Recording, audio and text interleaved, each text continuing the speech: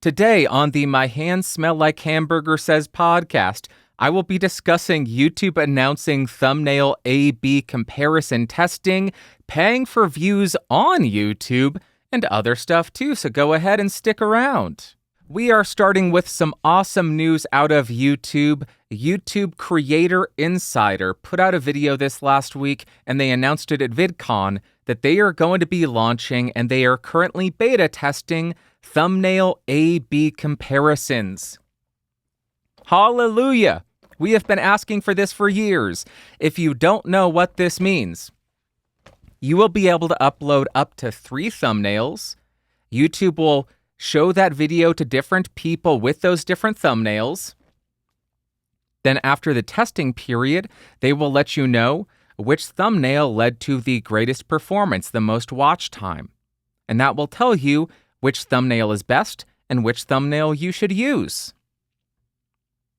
Pretty novel idea. No idea how this has not been a thing, because this is incredible. YouTube wants more people to watch more videos. The thumbnail is one of the most important aspects to get people to watch videos. So YouTube giving you a tool to allow you to determine this thumbnail will get the most amount of people to watch your videos is, I guess, expected? It should have been a thing for a while. I don't know why I'm not going to look a gift horse in the mouth too much. I'm not going to criticize them at all, because thank you. Thank you for rolling this out.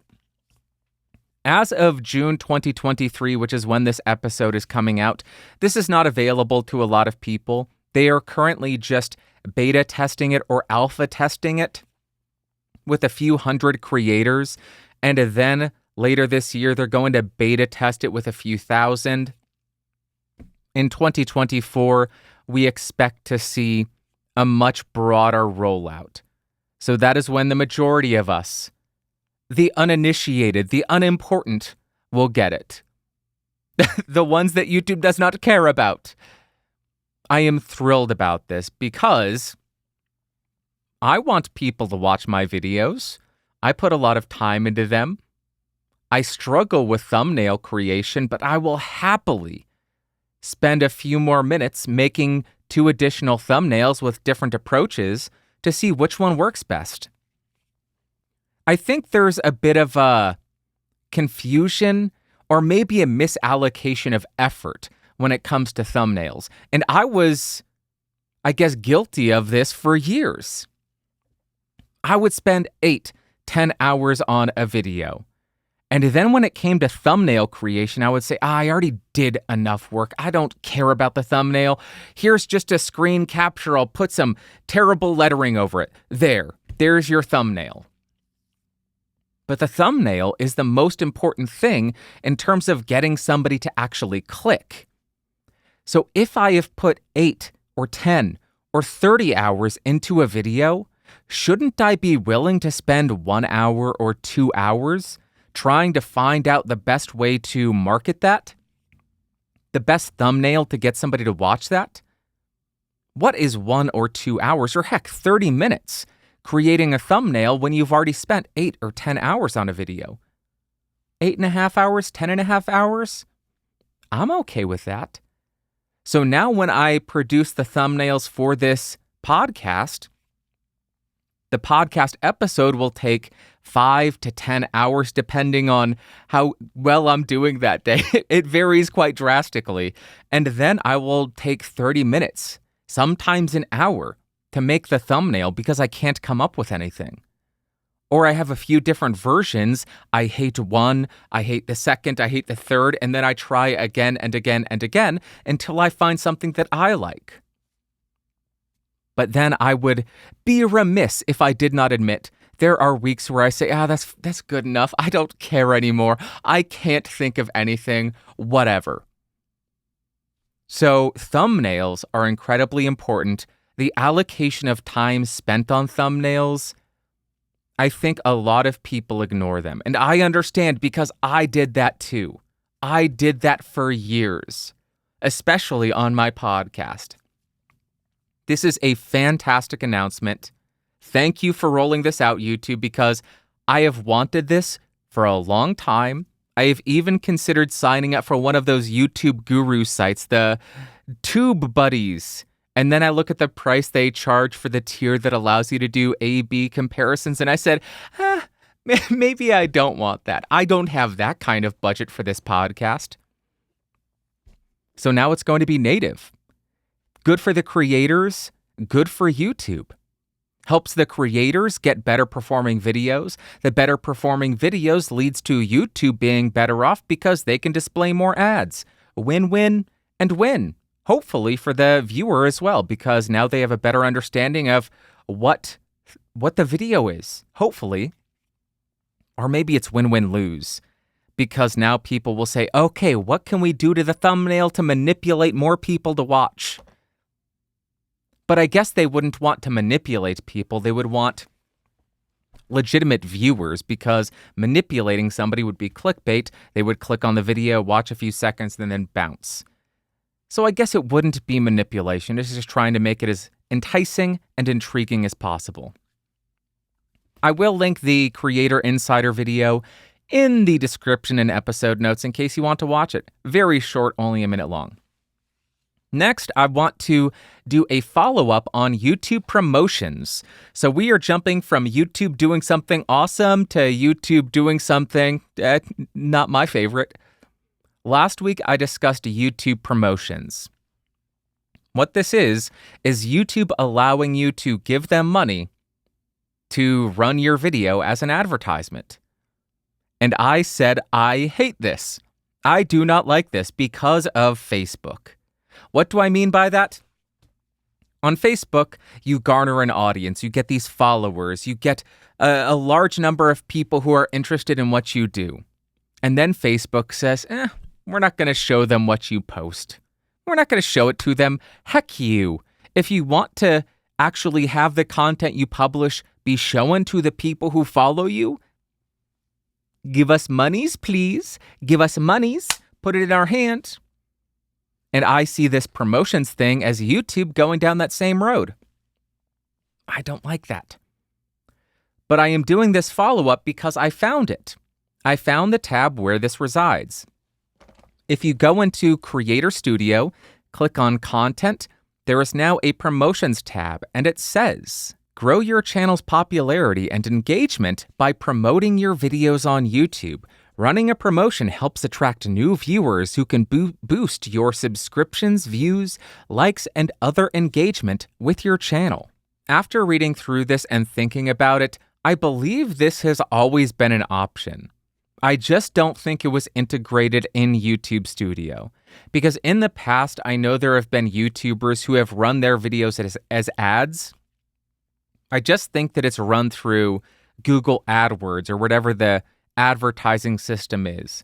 You would just have to go through that system to promote your videos. Now it seems like they are integrating it into YouTube Studio to make it simpler for creators to give YouTube money to show your videos to new people as ads. And this morning, while I was thinking through it, something else clicked for me. YouTube's terms of service disallows people from inflating their view counts by paying these bot farms, by paying people to watch their videos to inflate those numbers.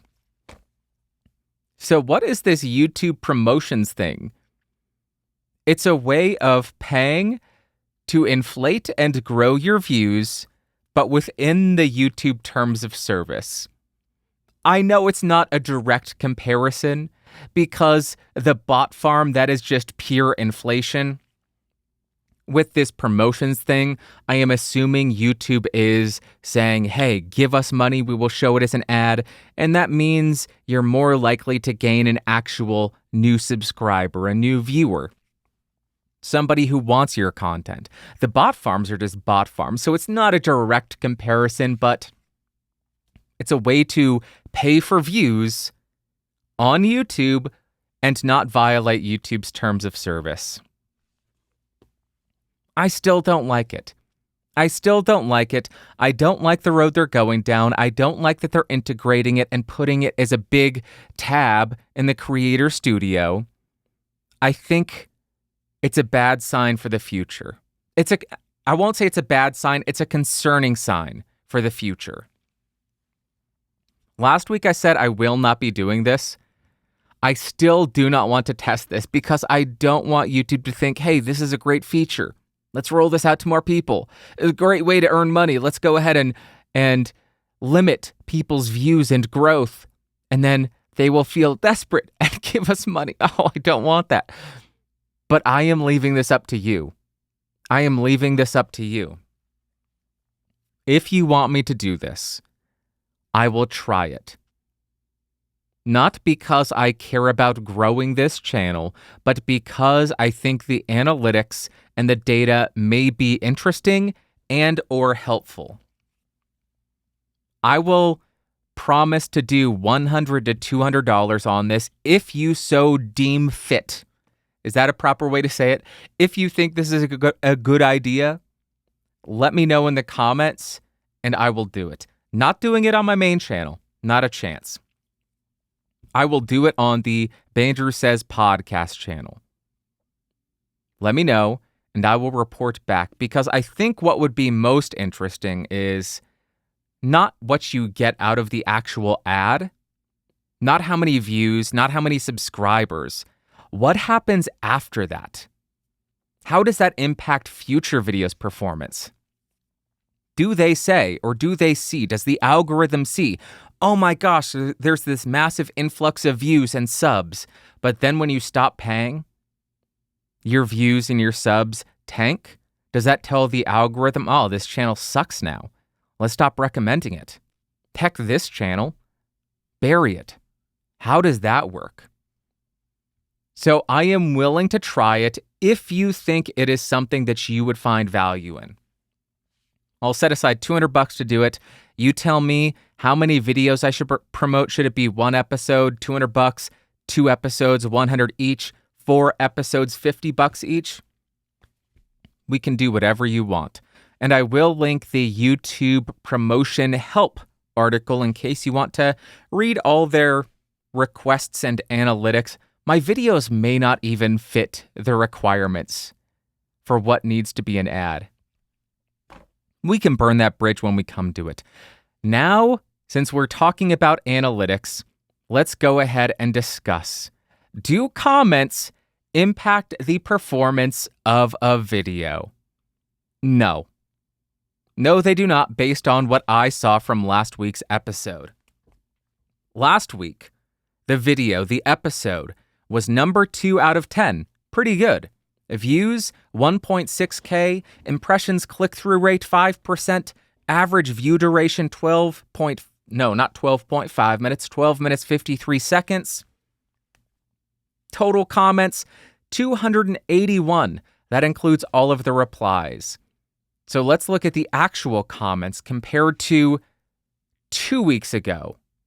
We have 111 on episode 350 and 144 last week. You all did it. Thank you so much. I was concerned we weren't going to beat the Logitech retiring blue microphones episode, but you did it. Thank you so much. You are incredible. I love you. But let's dive deeper. Impressions.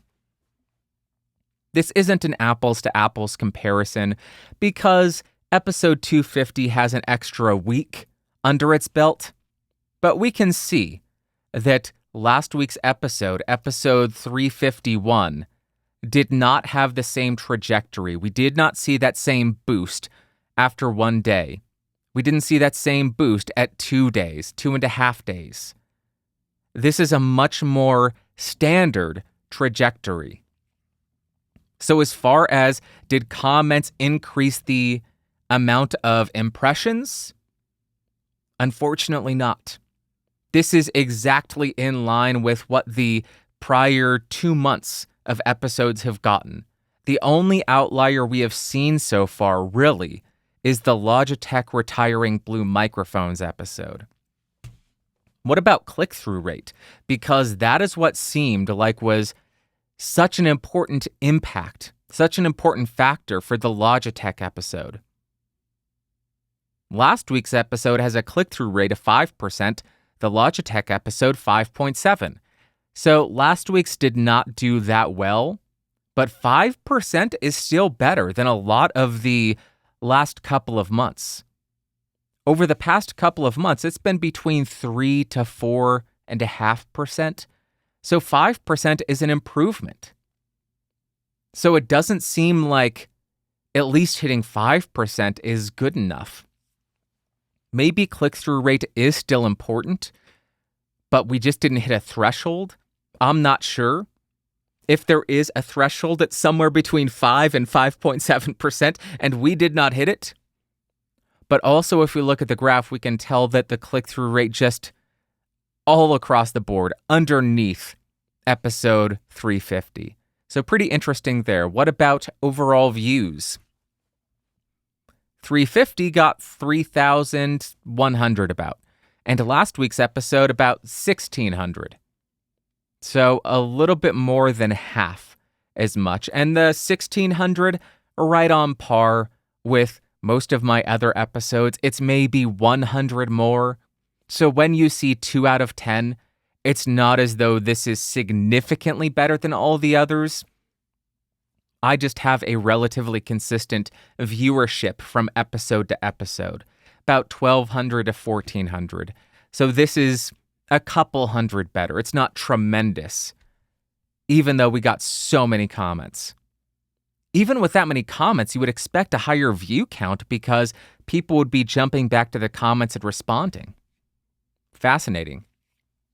How about subscribers gained? Logitech 350 got 29 new subscribers. 351 gained 7 subscribers, which is more in line with the average. That's probably because I don't think it got shown to non-subscribers. It didn't have that same bump in impressions. What about percentage completed? That's another thing that I thought, hey, maybe this is important. I don't think so, because 351 has 27.5% completion. 350, the great performing episode, has 26.5%. So it performed worse in the percentage completion. But it did better in terms of views and impressions and all of that. There you go. Those are all the analytics that I wanted to look at today. What is the takeaway? What is the conclusion? From this single data set, it doesn't appear that comments have any significant impact on the distribution of a video. I was expecting it to be some kind of indicator within the algorithm. Hey, this is a really engaging video. People have a lot to say. Let's show it to more people so they can engage. Nope. So what have we learned from all of the tests that we have done so far? Likes? No real impact. Dislikes? No real impact. Comments? No real impact. All of the engagement metrics, which I have been led to believe are incredibly important, have had pretty much zero impact on the performance. Negative or positive. I'm surprised. So the next thing that I want to test is subscriptions. Because with episode 350, where we got a lot more impressions, we also got a lot more subscribers. Correlation does not equal causation because that could just mean, hey, this episode got shown to non-subscribers a lot more. That's why you have more impressions, and that will lead to you getting more subscriptions. So it could just be correlation rather than causation. But I want to test that. So I am going to ask you to do something that I very rarely, if maybe never, have asked people to do on this channel, on this podcast. If you are watching on YouTube, if you have a YouTube account, subscribe to this channel. But don't just go to youtube.com/@BSP and subscribe there. Make sure that you are watching this specific episode while you hit subscribe.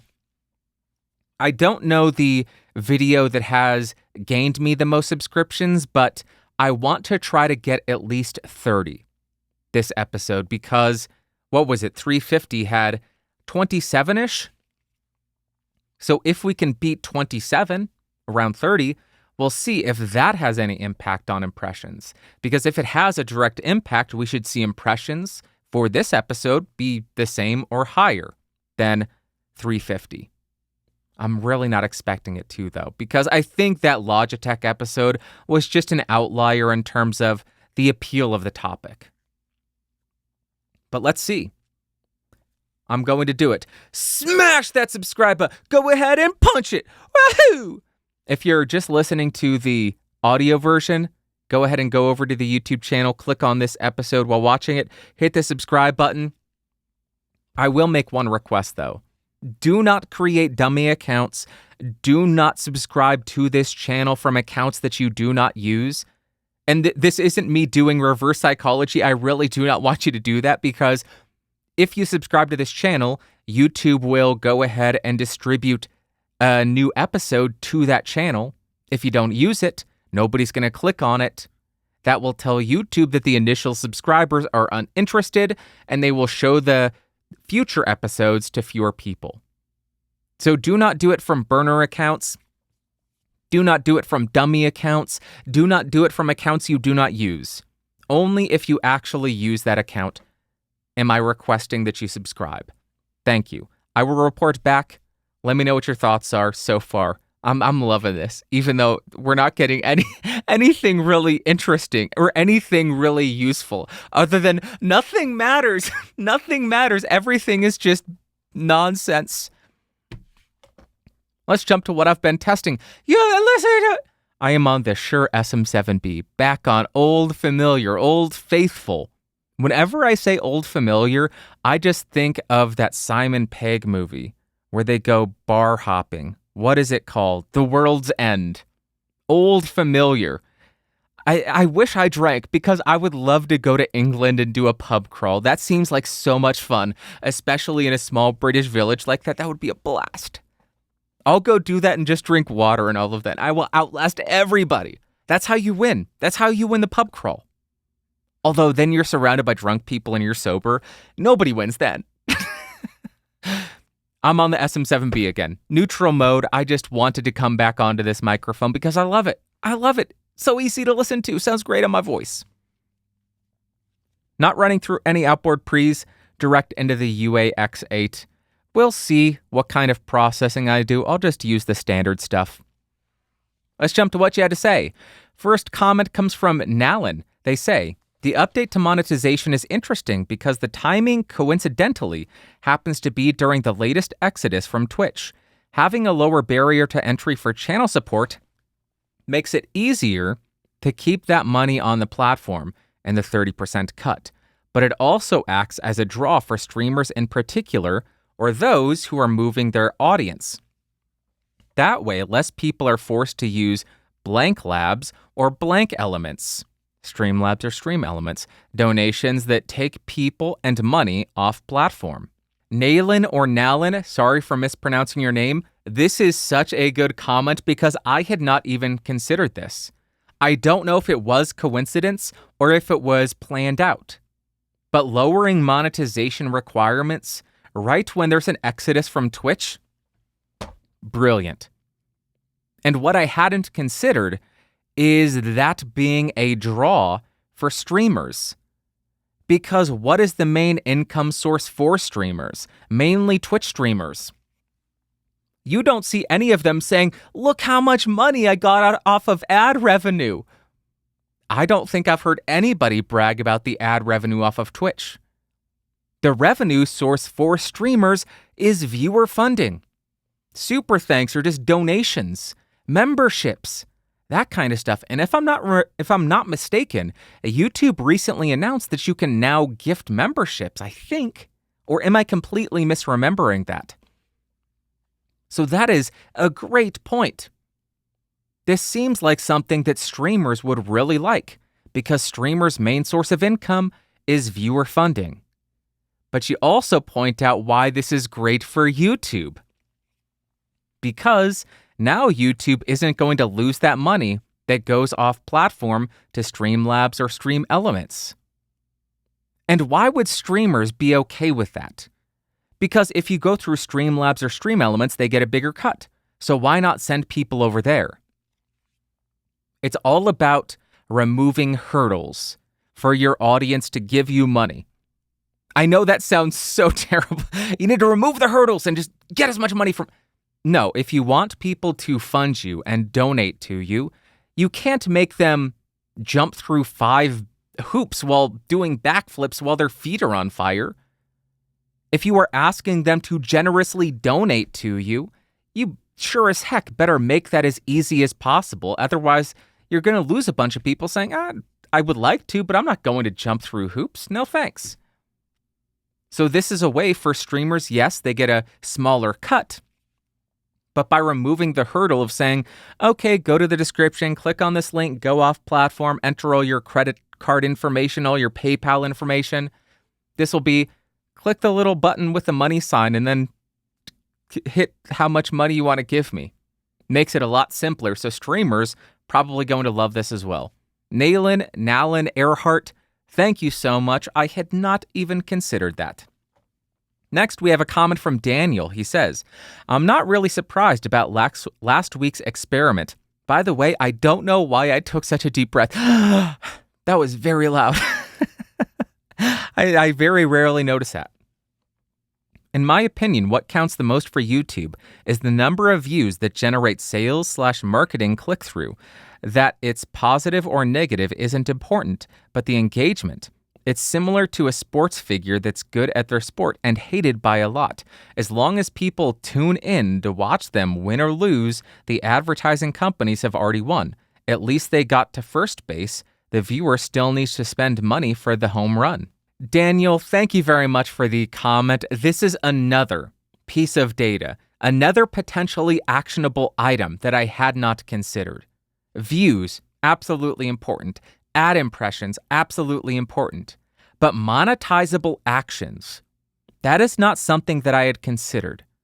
That is something that YouTubers may have a direct impact on that could potentially lead to YouTube distributing content more. There's nothing that a YouTuber can do within terms of service to create viewers to click on ads more. So that's out of our control. That is in the hands of the advertiser. Make better ads if you want people to click on your ad. But what is within a YouTuber's control? Donations, super thanks, memberships. So that's something that I think would be fascinating to test out. I know that is going to be a big hurdle for me to overcome because I don't like asking for money ever. But I think super thanks would be a great way to go about that. We're not doing it this week. I am going to ask you for donations in the future, though, and the analytics from that will be fascinating. And do not worry. I am not going to say, hey, everybody, go ahead and click that super thanks and give me $100. I think you can do a super thanks for 99 cents, and that will be more than sufficient. Because we typically have 1-2 super thanks people every single week, and I am forever grateful for them. Rainer, thank you so much. You are absolutely amazing for all the support you have given this show. But by increasing the actual transaction number and maybe getting more people to do a $1 super thanks, maybe that will lead to further distribution of the episode. So that is a very great point. Monetizable actions. Because what is YouTube's business? Monies. They want more monies. And what is the best way for them to do that? They don't even have to go out and pitch to anybody. They don't have to pitch to advertisers or hear pitches. They have the YouTuber actually pitching, hey, give me money. And then YouTube says, yeah, okay, we'll just be in between you two. Give me my 30%. That seems like a pretty good business proposition for YouTube. So it would make sense. Hey, this video leads to a lot of transactions. Let's push it to more people. We're going to do that. This week of subscriptions, though, if you skipped around, please smash that subscribe button while watching this episode. Not on the channel page, while watching this episode. That's it for what you had to say. There were a bunch of incredible comments, by the way. There were just so many. I think I replied to over 100 comments. You are amazing. I just pulled a couple. Let's jump to my favorite part of the show. That's right, it is back. It's back, baby. The Ask Bandrew segment.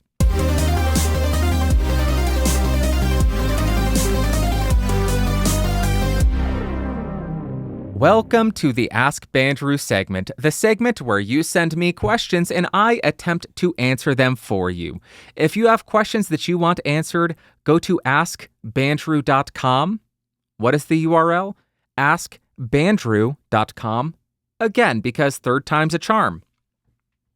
askbandrew.com. There's a reason why I do it 3 times. I don't know if it's true, but I heard you need to repeat something 3 times in order for somebody to remember it. So I do it 3 times. But go there, askbandrew.com, and there are instructions on how to send in audio, video, and text questions. I do prefer audio and video because then I don't have to read. You get a break from hearing me read, hearing me speak, and we get to hear how you sound on your equipment, and that is just a wonderful thing. We have a submission from, oh gosh, I forgot. Not Argentina, I don't think. I forget. He mentions in the voice submission. Take it away, Ermi. I'm sorry. Just butchered your name. Hi, Andrew. Hope the coffee is getting better. So, I have a Shure SM7b since I wasn't able to treat my room. But now that I have acoustic treatment, I was wondering if there's any condenser microphone under $500 that you recommend that doesn't boost the high frequencies, since I'm an Argentinian and we tend to emphasize the S's a lot, and it's not really flattering.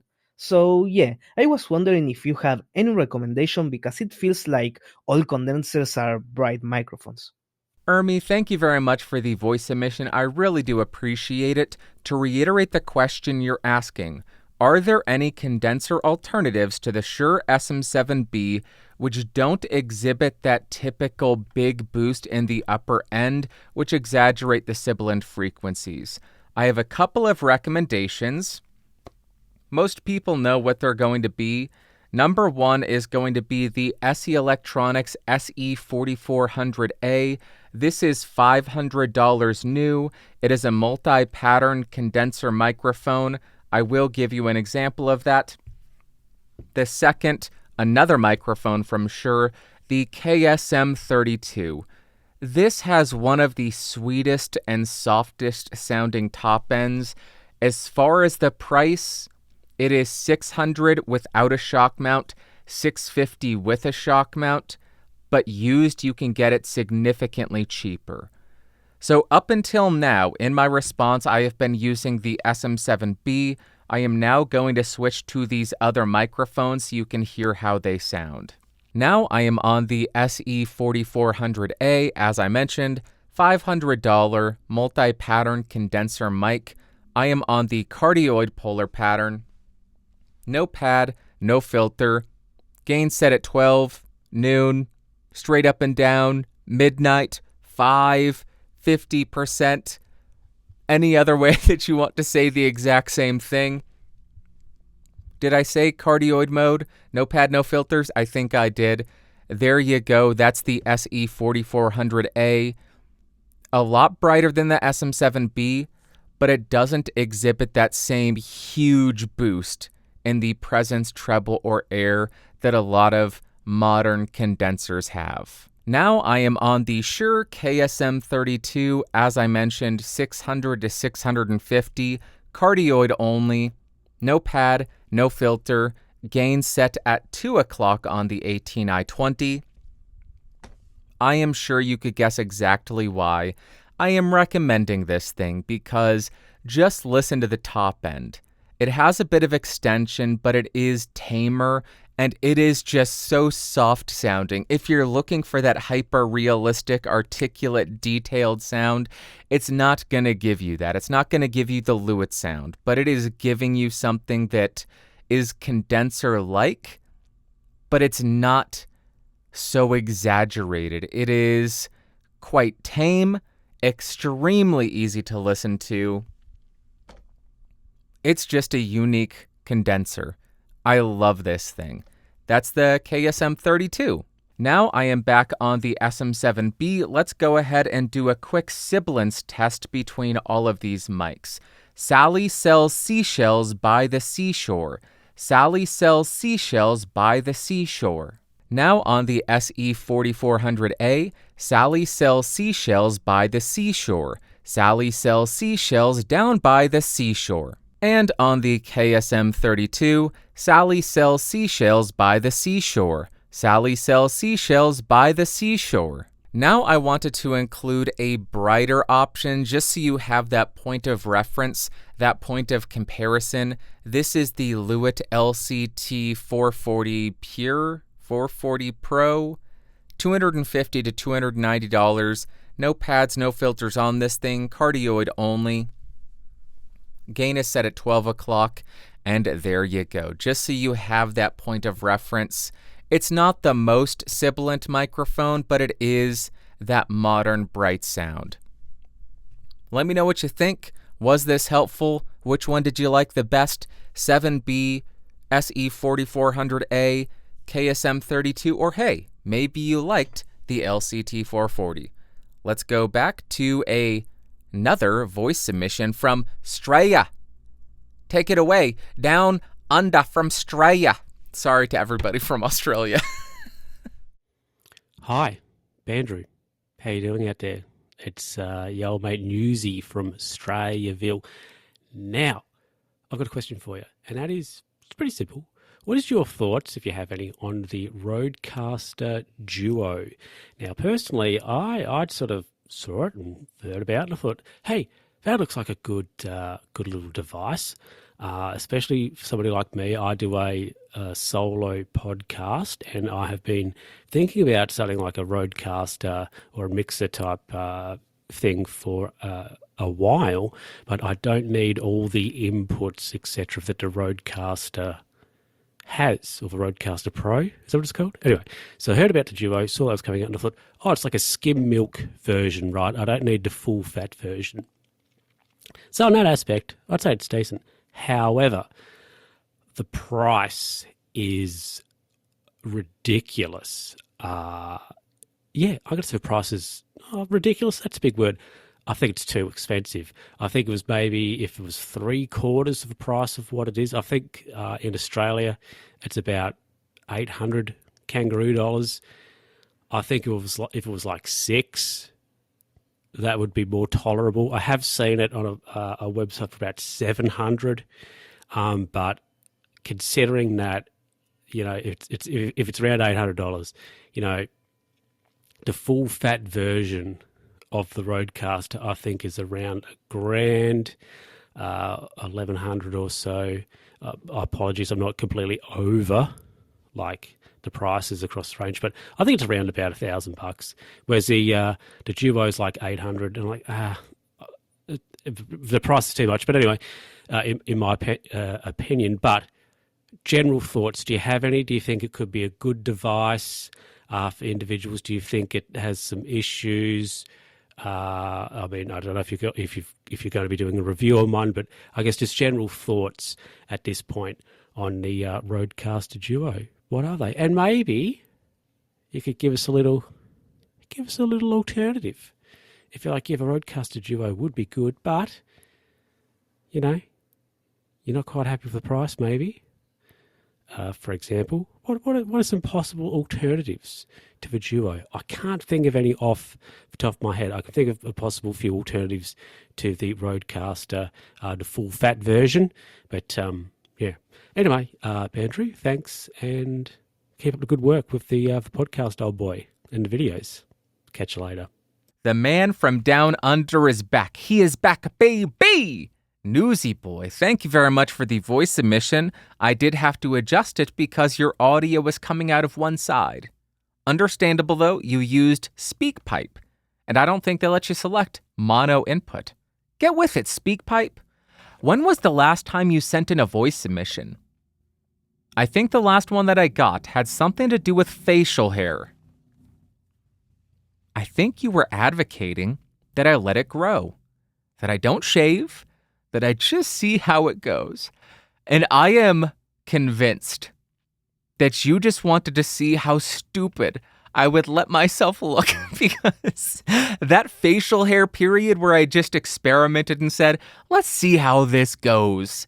Can I actually grow one if I give it a month? The answer? No. It does not work. I do not look good. I look like a fool. And I think that was your point. I think that's why you were advocating for it. Or maybe you wanted to see me succeed. And if that's the case, I appreciate it. What was your question? What are my thoughts on the Rodecaster Duo? I have a couple of disclosures. 1, I have one right here in my hand. Secondly, this was sent to me by Rode. It is on loan. Third, I have not used it. It is still unopened in the box. The reason for that, I did not request this. I don't know if I'm going to make a video on this. If I don't make a video, it goes back to Rode. So all of my opinions and thoughts are based on the idea of this, assuming it functions perfectly. I love the idea of the Duo because I am a solo podcaster. I do not have a bunch of guests online from different platforms and sources, from phones, from multiple computers. I'm not a streamer sending audio to a bunch of different places. I don't need a bunch of analog inputs. I don't need 4 XLR inputs, 7 faders, 8 sound pads, 4 headphone outs. I don't need any of that. I need 1 to 2 XLR inputs, 1 to 2 headphone outputs. Physical mute button's nice, and I'm golden. The Rodecaster Duo seems to offer me all of that. So as far as the feature set, this device is pretty much made for me. This is the device that I would be looking for if I was looking for this style of device. A podcast production studio, a mixer, a multi-computer thing. So those are my thoughts on the features. Pretty much exactly what I need. Clean pre's, physical mute button, faders, SD card for backup if you want it. It's got what I want.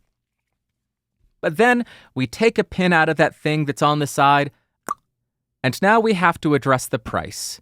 The Rodecaster Pro 2, the big chungus, the full mixing desk, that costs 700 freedom bucks. The Rodecaster Duo, as I hit myself in the face with the box, 500 freedom bucks. So $200 less expensive. That seems to be the main criticism of this device. You're losing out on a couple of inputs, a couple headphone outputs, couple of faders, couple of sound pads. And you're only losing $200 in the price. Is that fair? I don't know. But I think that the sweet spot would have been 400 freedom bucks. Knocking it down an additional $100, I think it would have made it a much more widely appealing device. Don't get me wrong, I am sure these are going to fly off the shelf, but I think $400 would be even better. But I don't just want to say, yeah, that's what I want it to be. I want to look at the competition, the feature sets that you're gaining with this or the feature sets you're not getting with it, and look at the prices of the competitors. The first one we have is the Zoom PodTrack P4. This is a $150 portable recorder. If I am not mistaken, it also functions as a USB audio interface. I have not tried it for that. You get 4 XLR only inputs. So you're not getting line inputs. You're not getting instrument inputs. You have 4 1/8-inch headphone outputs. So you're not getting 1/4-inch outputs. You get 4 sound pads. That's fine. You get gain dials, but no faders. And that's pretty much it. SD card recording. Oh, you do also have cell phone input. I don't know if that's input-output. I haven't tested that. But it is a very basic device. What are the main drawbacks here? The preamps are a bit noisy. Limited sound pads, but that's not a big deal for me. And I had a number of issues with the reliability of the SD card. Sometimes I would record for 30 seconds, then it would freeze. I would have to pull out the batteries, put them back in, start it back up, and then hope that it actually recorded for longer than 30 seconds. So it had some pretty serious flaws for me. Other people seem to have somehow avoided any kind of issues. But for my end, the preamps, yeah, a bit noisy, but totally fine.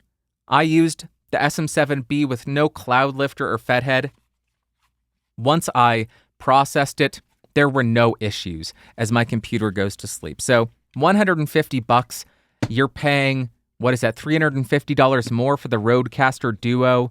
What are you getting? More sound pads, fewer headphone outputs, but quarter-inch headphone outputs, cleaner preamps, multi-PC setups, Bluetooth, right? It has Bluetooth, and the really nice screen. That's the first option. The second device is the Focusrite Vocaster 2. This costs $250. What is the first thing you are giving up? This is strictly an audio interface. No SD card slot, does not work standalone. You cannot record to it, but at least you can drop it on your desk and it doesn't fall apart, right? XLR inputs, so no line level input, no instrument input.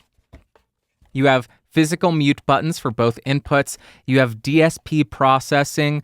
You have a phone in out. You have an output to your camera in case you want to run there. You have quarter-inch outputs for studio monitors, power button, which I always love. And pretty straightforward, but a pretty decent device. That's $250, so half the price of the Duo. And the final device here is the dusty W.I.B.T Connect 6. Again, you are giving up the portable recorder nature of the PodTrack or the Rodecaster Duo. This is strictly an audio interface. You don't have any real physical controls. It is just a single encoder knob. Everything's controlled with that. No mute button. But as far as the DSP processing, fantastic selection. Noise gate / expander, compression, and EQ, if I'm remembering correctly. It's been a while since I've done this. You have 2 XLR and quarter-inch inputs. It does allow line level, technically. It doesn't have a line level setting. It is basically just a mic input. You just crank the gain all the way down and hope your line level is quiet enough. No instrument input.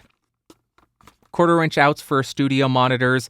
You have an output, an 1/8-inch stereo output to run to some other device. You have aux ins, you have mobile USB connections, computer connections, and a couple of headphone outputs, quarter-inch and 1/8-inch. So what you're really getting with the Rodecaster Duo over the W.I.B.T would be the faders, the physical mute buttons, the sound pads. I guess technically the W.I.B.T does have multi-computer setup. I don't think it's the same functionality as the Rodecaster. But you're not giving up too terribly much. Those are the 3 main alternatives that I can think of to the Duo. As far as what I would pick between these, I kind of need instrument inputs. And I kind of need line inputs. So that omits the Vocaster 2 for me. And that omits the Zoom PodTrack P4 for me. The W.I.B.T, it lacks one thing that is incredibly important to me, and that would be instrument inputs. And I really want a physical mute button. If I remember correctly, I said that in the review. I wish there was a physical mute button. I love physical mute buttons. So because of that, I think I would go for the Rodecaster Duo. Again, I have not used it. I have not even unboxed it. But this allows for line level inputs, instrument inputs, XLR inputs. Preamps are great. It has the same processing ability as the Rodecaster Pro 2, which is great. The sound pads, I don't need them. I don't use them. But you could have some fun with them. Multi-computer setup, I guess technically that could be useful for some people, but not for me. Is that worth $200 more than these other devices? I don't know. That's really going to come down to you. What features do you need as a solo podcaster, and how much are those worth? Do you really need an instrument and a line level? Probably not. You're likely just running your mic directly in. So that eliminates one of my main reasons for picking the Rodecaster Duo. Do you really need the faders for all those different sources? Will you be using that? Your mic fader, your music playback fader, your Discord voice chat fader. Are you going to be doing that? Do you need the cell phone in or the Bluetooth? Any of that? Or is that just an added benefit? A little bit of icing on the cake. Do you need the sound pads? Will you be using those? If you don't need the actual faders, and you don't need the instrument and line inputs, and you don't need the portable recorder aspect, then you come back to just an audio interface. And between the Lewitt and the Focusrite Vocaster 2, that's going to come down to which one you like better. I know that's a cop-out. Which one do you like better? Go buy that one. I've been saying that a lot lately, but which one of these serves you best? Do you want the physical mute button? Do you want to be able to turn on and off the processing quickly with a button on the device? Do you want it to have a little speckled 1990s sneaker vibe to it? Do you want the 2 1/4-inch headphone outputs? Then go with the Vocaster. Oh, the Vocaster also has Bluetooth. Or do you want the single encoder knob? It's really down to what kind of feature sets you want, what kind of I/O you want. I know my needs are kind of specialized or very specific, because I don't think a lot of podcasters say, I really would love to run an outboard preamp into my Rodecaster Duo. I don't think many people want to do that. I'd really love to run my guitar through my Rodecaster Duo. I don't think anybody cares. So I hope that was helpful. That was a bit more rambly than I was hoping, but I tried to organize it. And you asked for alternatives. I don't think there are any direct alternatives to this with the same amount of inputs. The Tascam Mixcast 4, Zoom PodTrack P8 and P12, or LiveTrack L8 and L12, those are kind of alternatives, but they are larger. As far as compact mixing desks for podcasters specifically,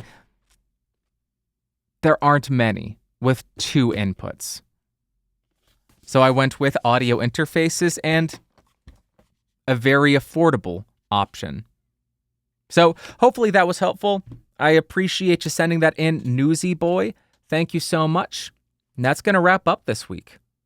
I hope you enjoyed yourself. I hope you had fun.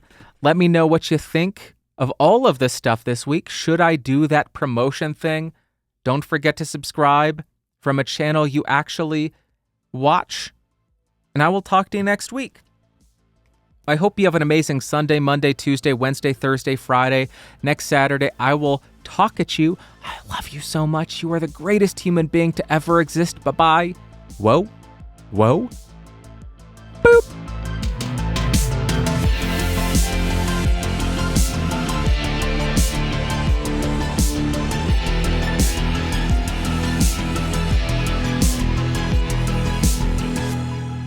This has been a Geeks Rising production. Your executive producer is Bandrew Scott. For more information, head over to www.geeksrising.com.